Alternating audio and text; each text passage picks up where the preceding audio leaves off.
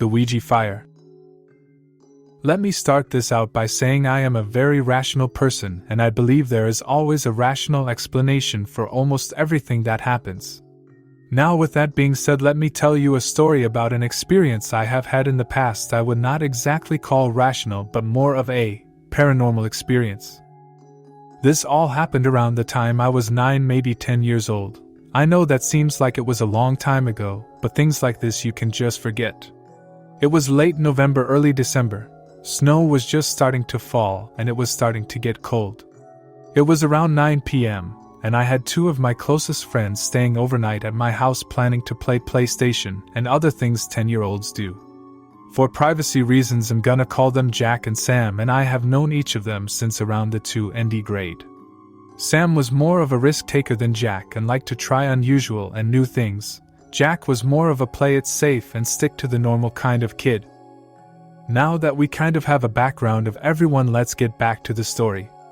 It was around 9 p.m., and we had just set up the PlayStation and had the new Madden football game at the time set up and ready to play. We also had snack and Mountain Dew and the necessities to pull an all-nighter at that age. After a couple hours of playing games and horsing around, Sam goes to my room to get something from his bag he had brought over with clothes and etc. in it. After a few minutes he came back out to the living room where we were set up and asked us if we wanted to try something new and fun. As he said this, he slowly brought out an Ouija board from behind his back with a huge mischievous smile spreading across his face.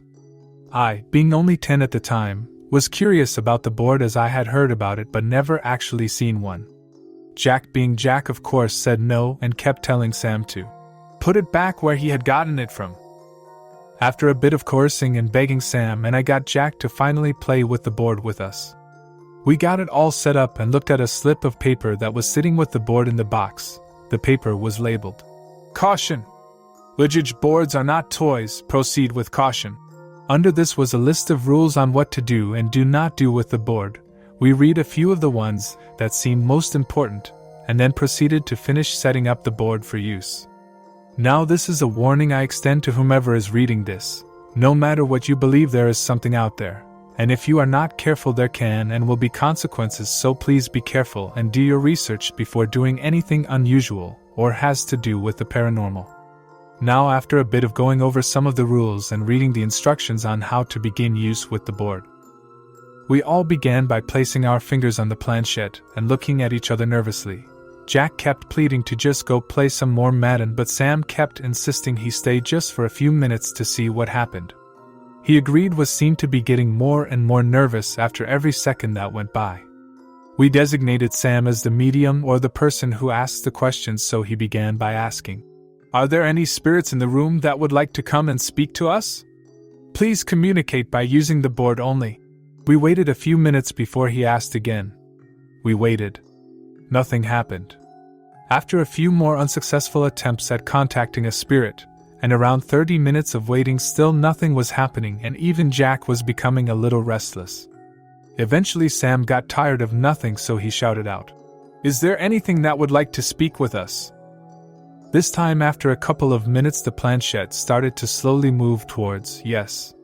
It was almost as if the planchette was going at a slow crawl towards the yes, as it took almost 45 seconds for this to happen. Sam had a huge grin on his face as this was all happening, and you could sense the unease in Jack as his eyes seemed to be popping out of his eye sockets as he stared in disbelief at the board. I looked up at Sam and asked if he was moving it, and he said no. Then I asked Jack, and he muttered a simple no under his breath, still in shock at what was happening. After a minute of asking who was moving it, Sam decided to ask another question. This time he asked, "Can you tell us your name?" Again, after a few seconds, the planchette slowly moved to the letter T, then to the H, then to A, then Z. "That is your name?"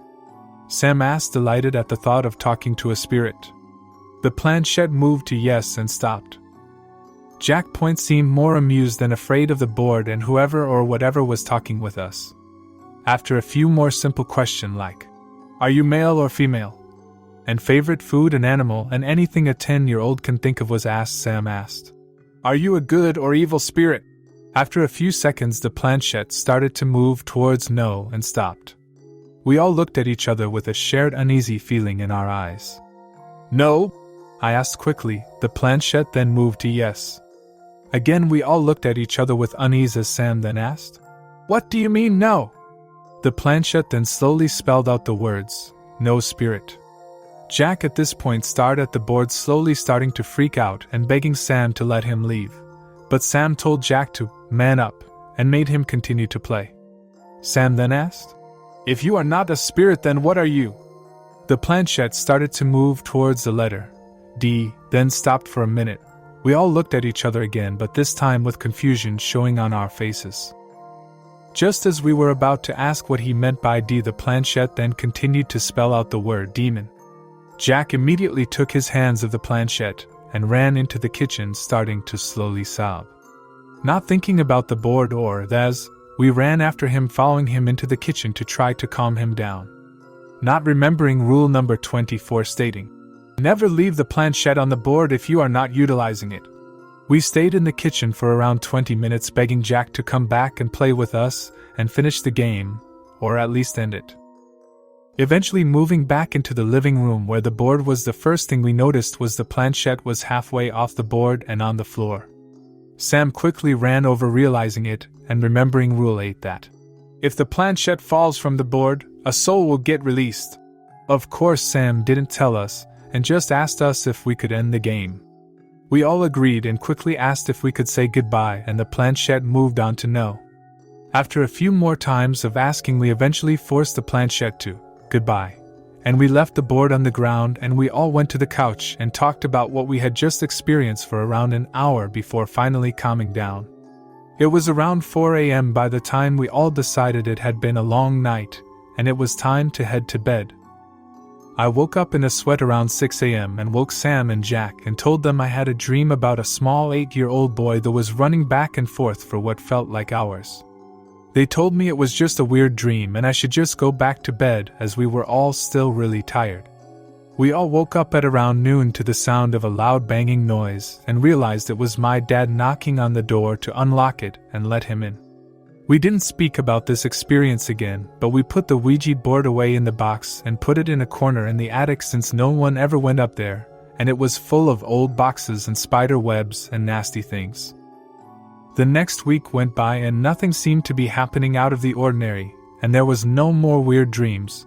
But the next weekend, on a Saturday, I was left home alone for the night and decided to stay up and play video games.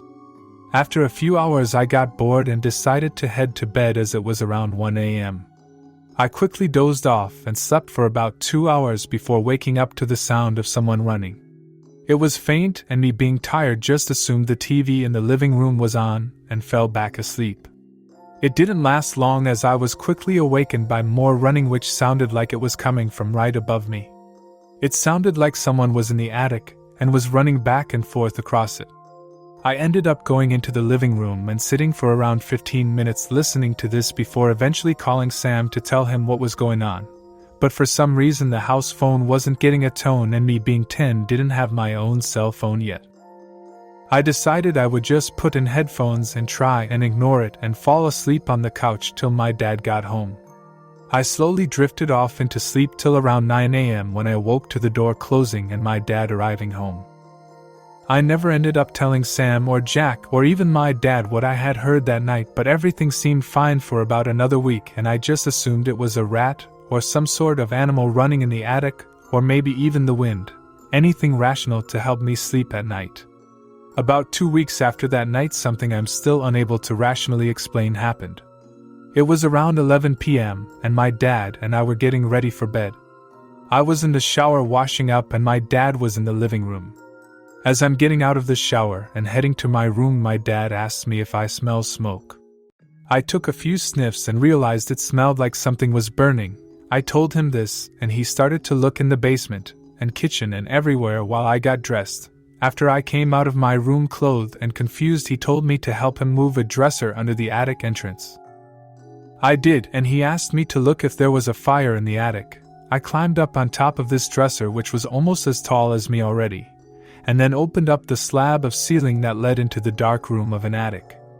I poked my head in and realized the smell was much greater, and then started to look around, As my sight crossed the corner of the attic which we had hid the board in only 3 weeks earlier, I noticed it seemed to be darker than the rest of the corners. I realized the more I looked at the corner the easier it was to see into it, and I swear for just a second I seen a small kid, no taller than 5 foot, appear and give me a huge grin before the Ouija board which he was standing on burst into flames and started to engulf that corner of the attic. I shouted for my dad and told him the house was on fire and we needed to leave, which we did, and then we called the fire department, who came and put out the fire only after it had burned away the side of the house and part of the roof. After we was allowed to return to the house to receive our belongings, I went to the attic and looked at the corner. Seeing that the Ouija board didn't have a single burn mark on it, I decided to do what any normal 10-year-old would do, and I threw it away and hoped it would never have to see it again. This experience has changed my entire outlook on the paranormal, and that anything that can be rationally explained may not be rational at all.